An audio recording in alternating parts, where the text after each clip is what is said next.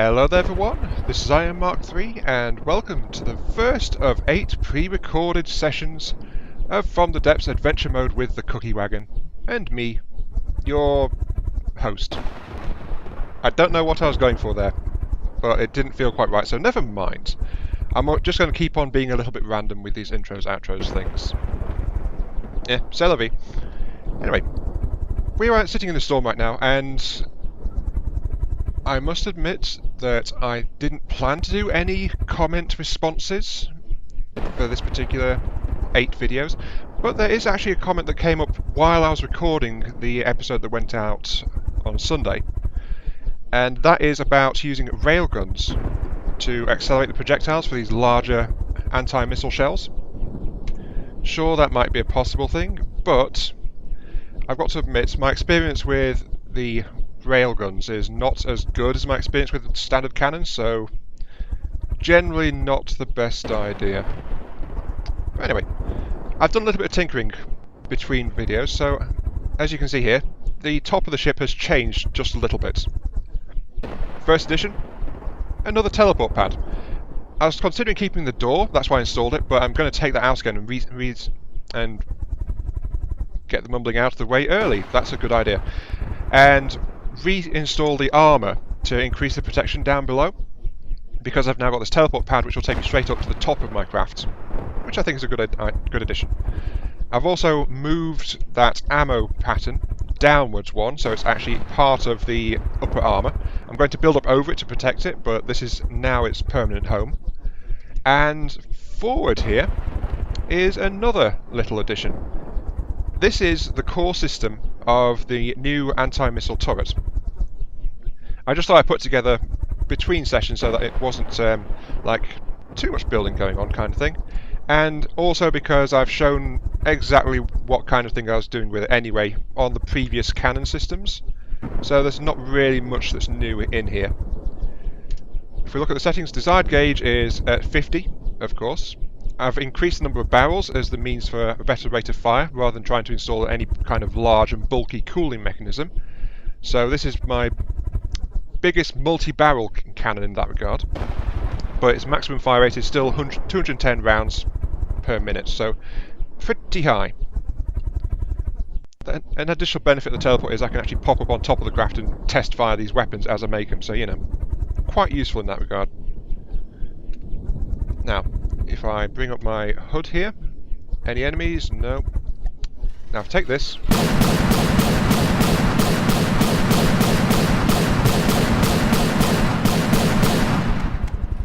I think I could do with reducing the firing rates slightly.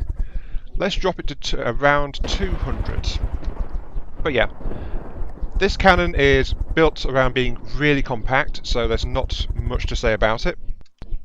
To make it compact and still fire fast, it's got belt-fed loaders, a full 6 of them, just tucked into the sides here with 2 ammo loaders each. Because I'm using 50mm shells, much faster loading, so you know, there is that.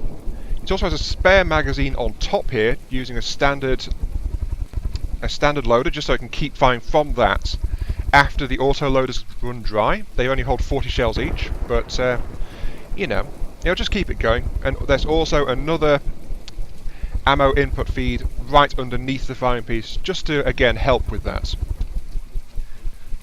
My concern with recoil is incredibly small, only 3 1-meter ones, but that's because the rest of it is just taken up by purely the ammo systems. The main difference to note with this cannon actually compared to the other ones is, unlike all the other ones, this one actually lacks a muzzle evacuator, I think it is. No, that's not the right name, is it? It lacks a muzzle brake. I was getting the two names mixed up for some reason. Don't know why.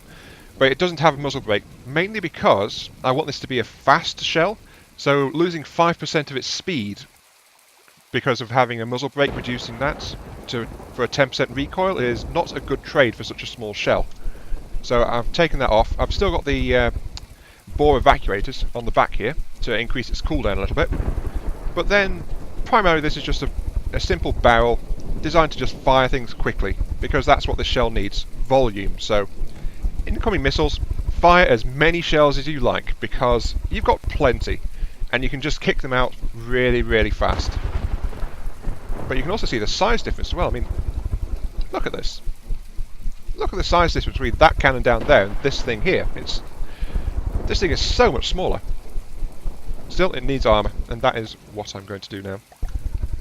Let's get some metal blocks. Yep.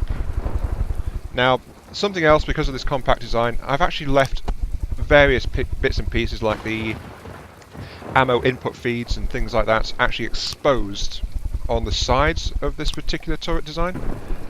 That's because this thing is not really meant to stand up to much of anything as far as direct impact is concerned. And because it's a smaller target as well, it's hopefully not going to get hit by anything either. Because if it does, it'll go off a bit like a firecracker. It's not meant to get hit at all, is what I'm trying to say. But if it does, it's going to have just this thin layer of metal armour to give it some shelter. And to help cover the top of it, which is where a lot of the more vulnerable systems are, I'm also going to add in a layer on top like this. Like that, yes. Even it out.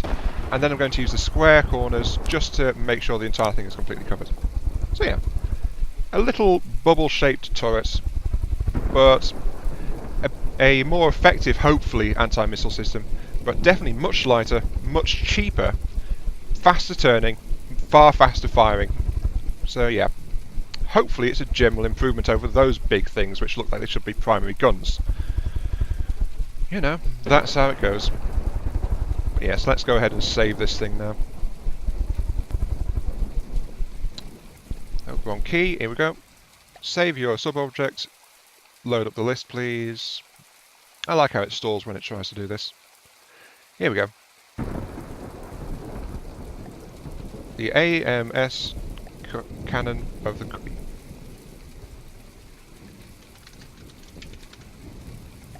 There we go. Okay. So this thing is actually really cheap compared to the original one.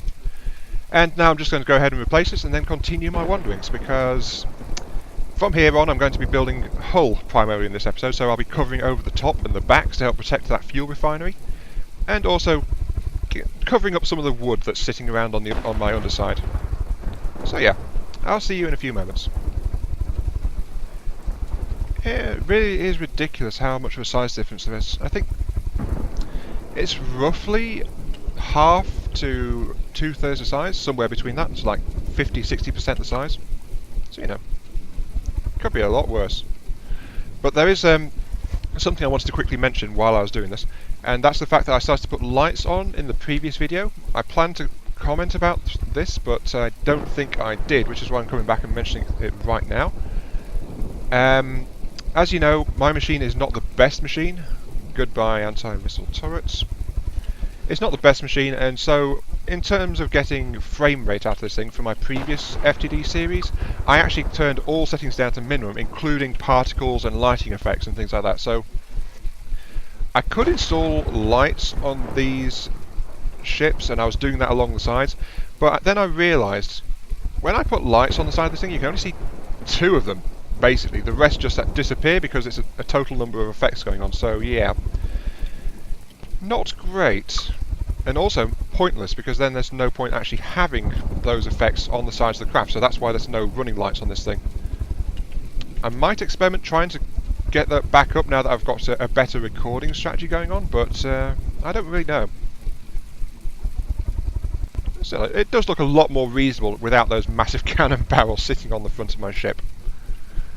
Oh, that is actually making rather a large difference, actually. Now, where's east? Let's keep going east and see if we can find some more stormy portals to go through. Aha! Finally! I've been flying through the fog for I don't know how long. I've not been timing it, but quite a while. I've been going to get some of the upper deck sorted out, and I've added some more steering and stuff like that, but I've finally found a red portal, and it turns out it's right underneath me. If the fog hadn't cleared up in the last minute, I'd probably have missed it entirely and just flown straight past. So, you know, this fog is actually a slight problem. Let's drop down to 30. I still really need to rearrange where these things are. Also, I don't know where my... Oh, there's my drone. It's all the way back there. Sure. Let's just drop down and jump through this portal, see exactly what's where. Still, all I've done so far is I've re-sculpted the front a bit to add an extra steering thruster at the front, and I've been working along the sides and the top, just continuing. You can see this flat expanse of metal on top here. This is not going to stay that way, because personally I think that flat expanses of metal like this actually look pretty boring to just have around, so it's better to have something covering it, shaping it, stuff like that. So here we go. Okay, now what difficulty we at now? 3.06. Anything interesting in view? Nothing just yet. Yep, okay. Just need to get back up into the air and keep on going. Yeah, that sounds like a good idea. Where's my drone gone, actually? Somewhere behind me. Oh, there it is. Hello, little drone. Can't quite seem to decide what to do. Yeah. Right, be right back as soon as I find something else. I just had a rather large lag spike, so I've called an all stop while I check this, and a Falkenheim, a Dust Marine 2, and a Dust Marine 1. There seems to be something going on over in that general direction. Okay, let's turn that way and have a look-see. I still can't see it at all in this fog, so I think this is why YouTubers try to avoid recording in this thing, because it's really hard to see where you're going. I just can't tell. They're over in that general direction, are they? Okay, sure. There's been a slight change, as you can see, just looking at it, and that is this little armoured bubble on top of the craft. Why the hell am I tipping up like this? Okay, I think I just need to add some more thrust to the back of this thing.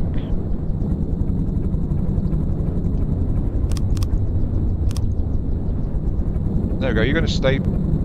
Ooh, there are enemies ahead. Hit the brakes. Get out of that.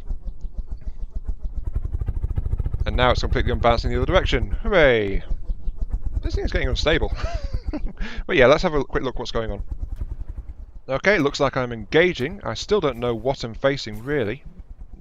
But my craft is actually moving as fast as this camera can when I'm holding down shift, so, you know. What does that say about how fast this camera goes? Oh, I'm being counter-barraged. And I have no idea what that thing is. It's using AP shells, though, I know that much. But my range is greater. Oh, smaller and faster, of course, right. Yep, those ejectors have helped a little bit. Hang on. I think I'm taking damage. But whatever that is, it is actually dropping out of the sky really darn fast. And I'm losing a fair bit of simulation speed now, actually. What is that? Ooh, that is pretty cool, actually. It's some kind of Zeppelin.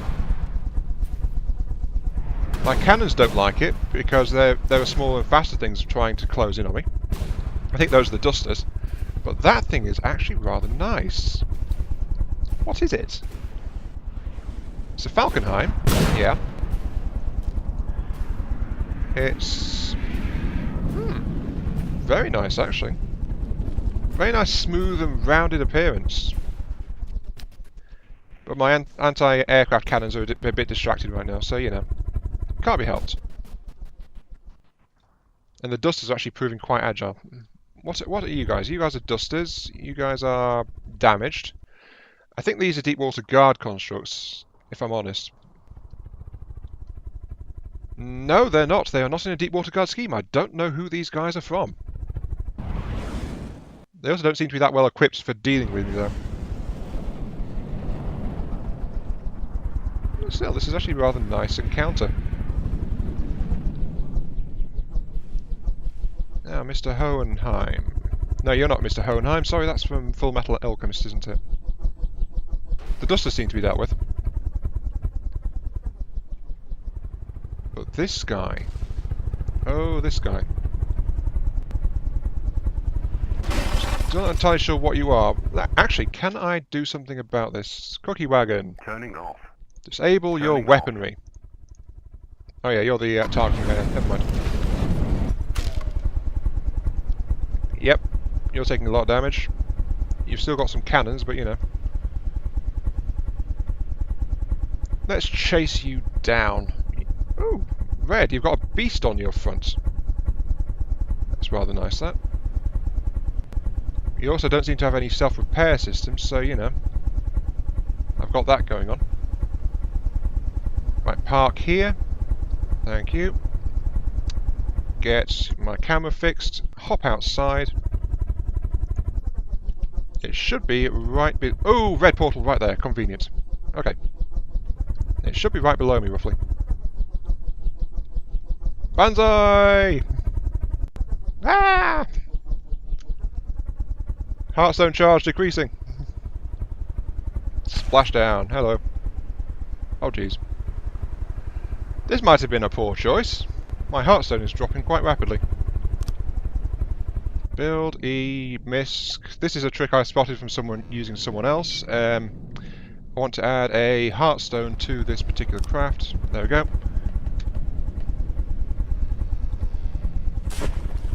Where's my Heartstone? There's my Heartstone. Come on, charge up.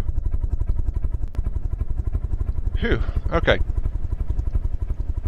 So yeah, something that I noticed you can do from watching Lathrix actually playing this is just create little things like this so you've got the Heartstone nearby.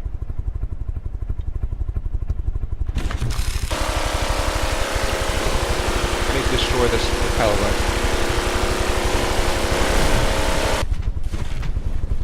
Or at least get something right here. So build another Heartstone just to make sure that I actually stay alive. Thank you. There's more enemy contacts nearby. And since it's moving forward, it'll keep that Heartstone with me. Or at least it should. While I try and find the actual AI core of this thing. Oh jeez, I've got it. And there's... Oh, that's a drone craft, is it? Okay. But enough of that. Where's your core? Where is your core, actually? Through here?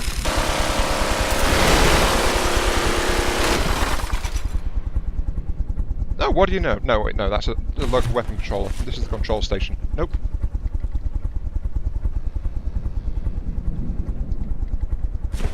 Aren't you still dragging my Heartstone? You are not, you've left it behind. Come back here. Right.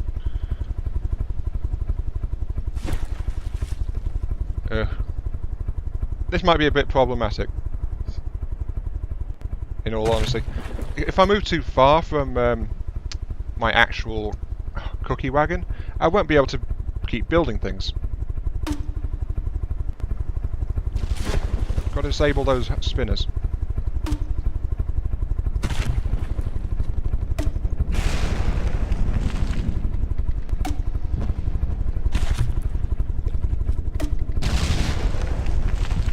Gotta kill it, gotta kill it, gotta kill it.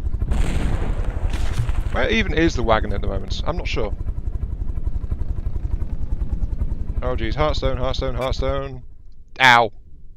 Bugger! Okay. This is why I was not really wanting to do this.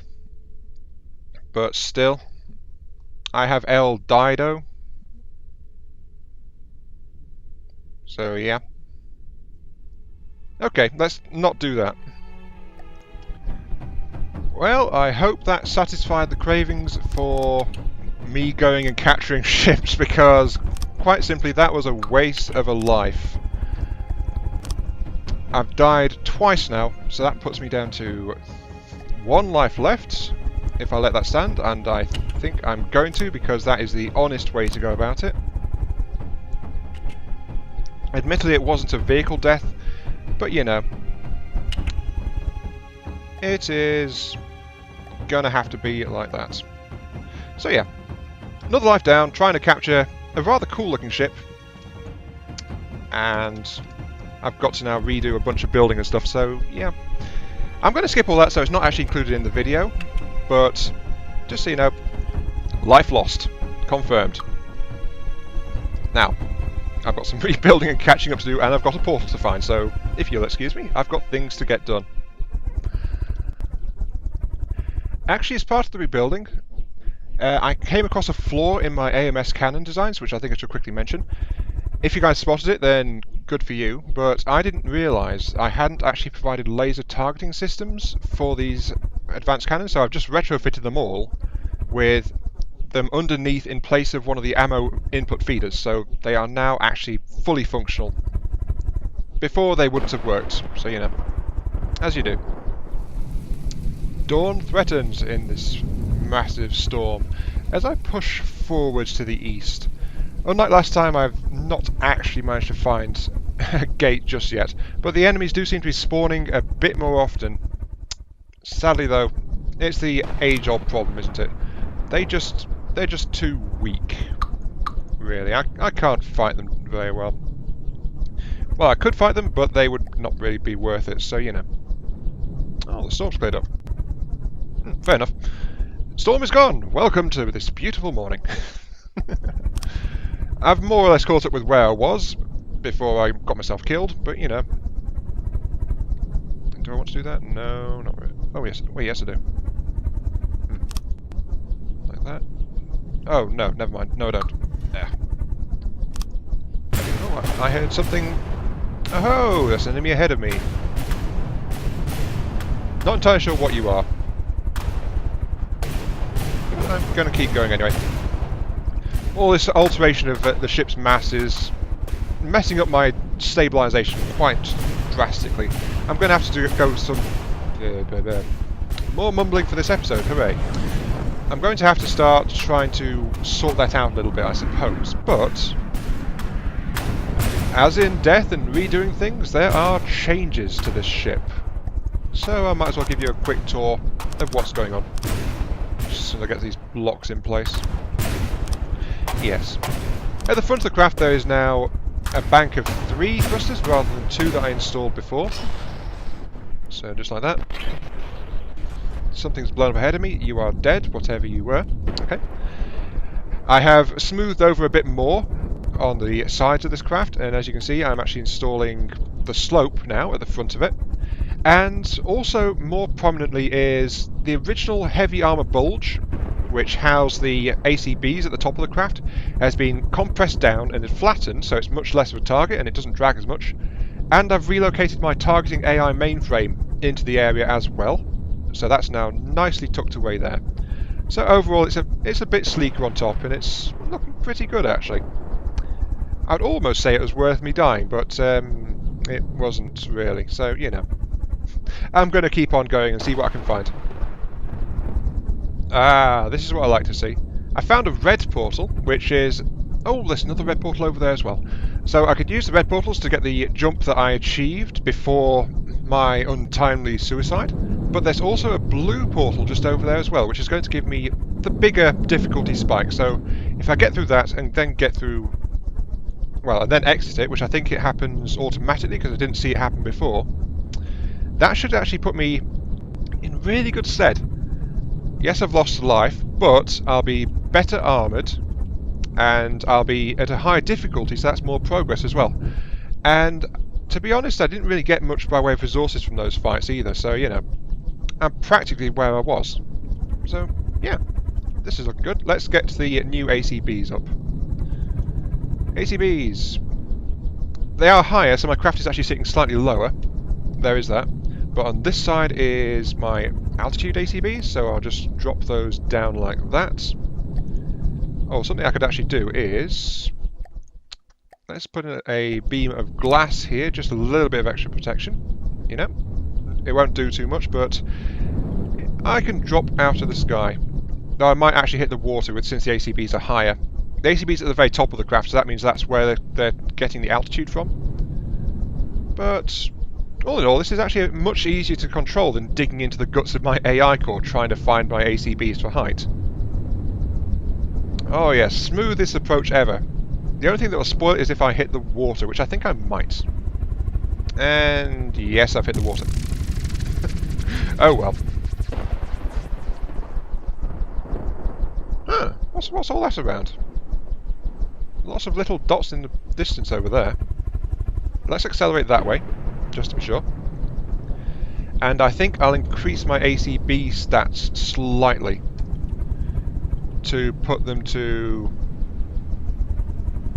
320. So yeah, an extra 20 blocks clearance, give the rotors time to actually stop me before I hit the water.